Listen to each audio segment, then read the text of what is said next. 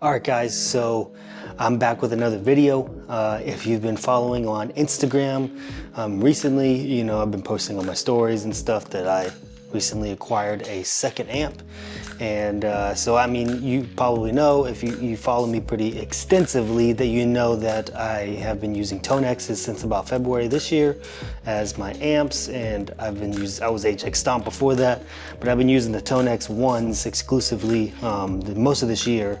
And but I eventually wanted to get some real amps. I know everybody was hashtagging Summer of Tone, and yeah, and people were tagging me in it, and I only had one amp. So I've got a Vox AC30, and I just picked up a Fender White Lightning Hot Rod Deluxe. So I got this AC30 over the summer.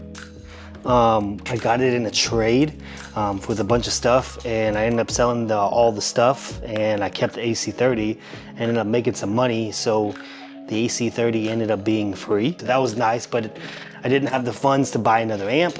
And so I've just been kind of, chilling, waiting to find the right amp. Yeah, so obviously it's November, and crypto took off a little bit, and I had some money in crypto and some other stocks like that, and stock market shot up. And so I ended up making some money, and I was like, you know what, I'm gonna cash out on some of my earnings just so I can use the money to buy me another amp. And that's what I did. So I basically got another amp, I guess for free, because it's not really, didn't lose any money. It was just money that I earned. But yeah, I ended up picking up this Fender over here. It's back here, the White Lightning Hot Rod Deluxe. Has a special speaker in it. I know Kenyon Reed from Bethel actually uses a White Lightning with his JMI sometimes. I know a lot of them use Personics too. But I mean, the White Lightning is gonna sound cool, and I think it's gonna be an awesome amp. So I am doing like a saga of what's gonna happen. I know I posted on my story, like, you guys, maybe you wanted to see like a full video of me figuring this out. So this is it. It's Tuesday night. I have church on Sunday. I'm probably gonna play tomorrow night in our prayer room. And I'm thinking, you know what? Maybe I'll get like a trial run with my amps. So I just got the kids to bed, and I'm about to load these guys up to my truck. And then I'm gonna go up to the church, position them. I got the mics and everything there. I did pick up a Goodwood RCV so that I can run 50 foot or like up to 300 foot from my Daiso Plus. So if you're running Tonexes and all that stuff, you don't have to have like anything special. You could just bypass your Tonexes and obviously not run the cab simulation on it and run out of your XLR output. So I have a Daiso Plus, run at 2 XLRs out of that, bypass the Tonexes, and you get regular guitar amp signal, run it into one of these guys, and then this will convert it from balance back to regular instrument for the amps, mic them up, and then you're good to go. So that's what I'm about to go do and see how it sounds. And we'll see. I'll report back. All right, so here we are. It's been a couple days. I started making this video on a Tuesday, and it is now, today's Sunday. So it took me a couple days to finish putting this together. But Tuesday I came up here and I got distracted. That was what the problem was. If you follow me on Instagram, you probably saw all of the stories that I was sharing of me running it in the PA and just loud. It was just me up here till like 11 o'clock at night by myself.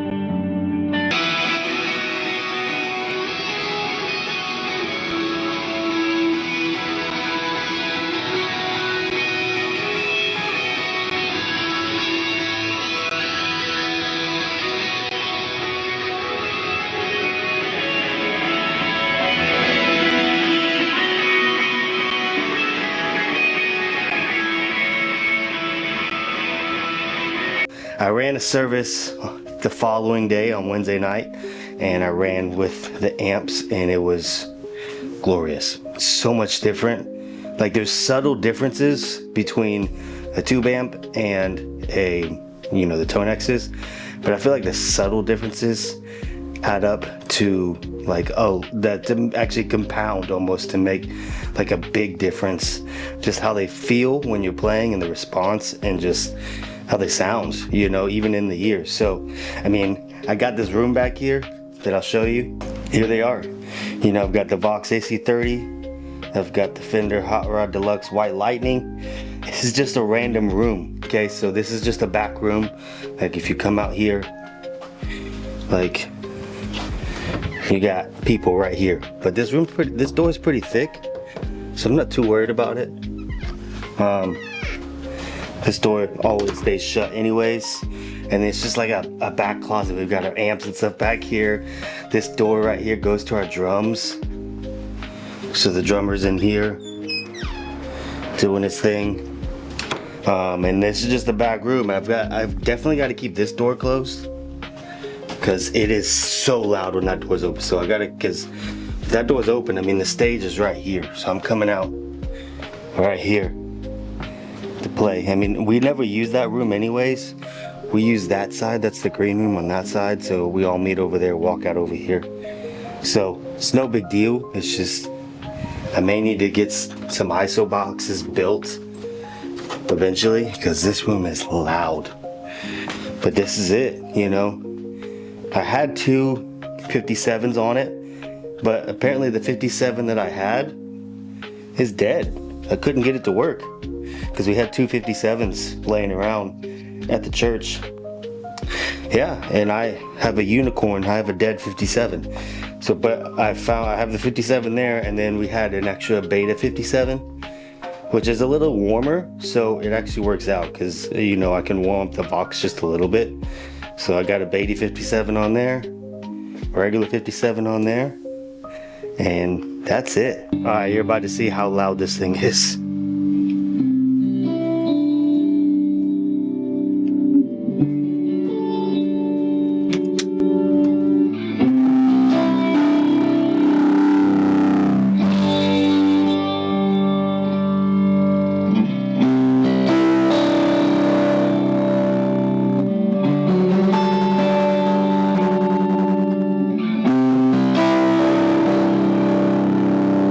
Yeah, it's loud. So, I mean, this wall right here, there's a screen here, there's a wall there.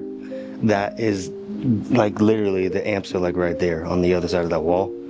And this wall vibrates when they go hard.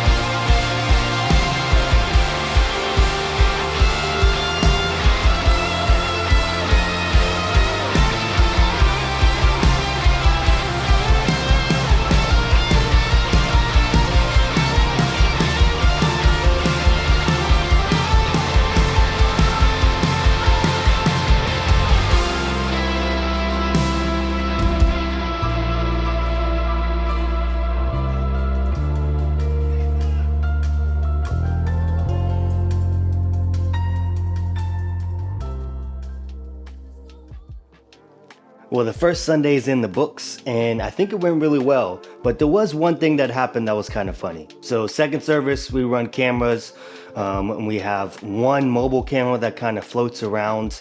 And she was running the mobile camera and getting different shots, and decided to go into the back room to get access to the drum cage. Now, the back room where the drum cage is where my amps are located. So she went back there, and I didn't notice because I have both in-ears in, but I looked over and saw someone standing in the drum cage and the door was wide open. And yeah, so she went back there unassumingly, knowing that it was probably like 110 decibels of just guitar amps hitting the room, and she was just in it holding that camera. And all I was thinking was like, please shut the door when you come back. And luckily she did close the door, so because I was playing and I leaned over to see the door, and yeah, the door was shut, because when that door is even cracked, that sound just barrels through that hallway and then just comes out into the house, and then everybody can hear it and wondering why all you hear is guitars. So I know that eventually I want to get some isolation boxes built for them so that you can still go in that back room, because we still need to go back there for, like, we have all of our batteries back there, our amps and everything for the PA is back there. So I still want to be able to have people to go back there and do the things they need to go back there for while service is going on, without their ears bleeding from my guitar amps just blaring. So eventually I will get some boxes built and have a nice little place for them to kind of live in that space. But other than that, I mean, the day went really well. My amps just punched through my in-ear mix. It felt live and bright and punchy in the right ways. That's what I feel like the differences are between tonex and real amps, is there's definitely a little bit of a difference in punchiness and definitely headroom, because I like to stack drives. And one thing I've noticed that with the tonex is almost at a certain point, obviously with the digital thing, it feels like you hit a ceiling to where it just doesn't get any louder or doesn't hit any different. It just kind of blows up. Where like an amp, I mean, there is a headroom, but it pushes the amp in a way that just distorts and adds more harmonics and just feels better even when it's maxed out on the headroom. It just never feels like I'm hitting a ceiling with an amp. There's definitely some subtle differences between the tonex and the real amp, but honestly I feel like those subtle differences are more for me, but they do add up to like a big feeling difference than what you would use with the tonex. Like all those things come into compound and add into one thing that just feels like a pretty significant difference. But to be honest, to the average person, the average listener out there, nobody knew I was running real amps. I mean, the only person that knew was me, the drummer, and a few guys on stage, and probably the worship leader, because she noticed like why my guitar was super loud when we started sound check. But aside from that, there's really not that much of a difference that the average consumer or the listener will hear. But all that to say, I just wanted to show that switching to real amps is really not that hard, because I didn't change anything on my board. There's no settings changed on my board. I didn't change anything on the live stream mix except for like adding some compression, adding some gain to the compressor, because I needed to gain up since I'm running mics instead of running line out on the Daiso Plus.